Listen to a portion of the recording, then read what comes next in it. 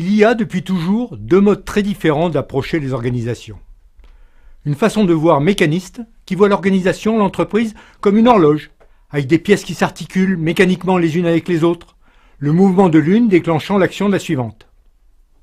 Et une approche organique qui voit l'organisation comme un système dynamique, auto-adaptatif, changeant, aux contours mobiles et fluctuants. La description cartographique appartient souvent au premier mode, mécaniste. Surtout si on descend à tort trop bas, au-delà de la carte générale d'un processus qui devrait toujours considérer les activités, ces blocs à l'intersection du processus et des fonctions, comme des boîtes noires, libres de leur façon de faire.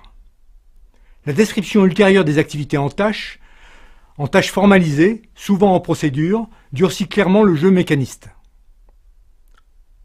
Pas d'illusion, lorsqu'on cartographie un processus pour refléter son fonctionnement, le modélisateur n'est jamais neutre. Quelle que soit sa méthode, enquête sur les façons de faire, étude des workflows, il y aura toujours beaucoup de distance entre le réel et le décrit. On obtient souvent dans les enquêtes de faux consensus. Les acteurs disent plus ce qu'ils pensent qu'ils devraient faire plutôt que ce qu'ils font en réalité. Une carte, indispensable pour s'orienter, n'est en aucun cas le territoire réel. Alors quelle conduite adopter en tant que modélisateur ? Une carte doit rester en général assez macroscopique, décrivant les enchaînements d'activités que l'on doit nommer en fonction de leur mission, ce qui permet d'étudier leur contribution de valeur à la finalité du processus étudié, et d'ouvrir le champ à l'étude de leur qualité, de leurs coûts, de leurs délais, de leurs risques, de leur agilité, etc.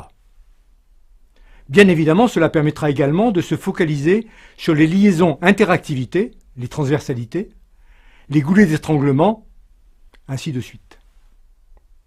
Il y a certes beaucoup de situations où il faut en priorité fiabiliser, durcir les façons de faire, que ce soit pour maîtriser des risques ou parce que l'aspect mécaniste de certaines parties du métier amène naturellement à terme à de l'informatisation. Là où une modélisation BPMN plus poussée, amenant éventuellement à de la description UML, proche de la programmabilité, serait assurément utile. Sachez qu'il y a par ailleurs des limites aux descriptions en activité enchaînée de type BPMN. Il y a d'autres scénarios où sur la base des informations existantes, des documents et de leur savoir, les acteurs coopèrent, en parallèle et non plus en séquence, pour trouver une solution, concevoir un produit ou un service. C'est tout le champ de l'ingénierie concourante en mode projet, du case management, CMMN, en mode processus. Réconcilier le mécaniste et l'organique, savoir où anticiper ce qui est suffisamment stable dans le temps, ce qui mérite d'être durci, et ce qui devrait rester en organique pour s'adapter en permanence à la complexité montante, au changement. Déterminer où mettre le curseur entre le dur et le souple est ainsi au cœur de la responsabilité des modélisateurs.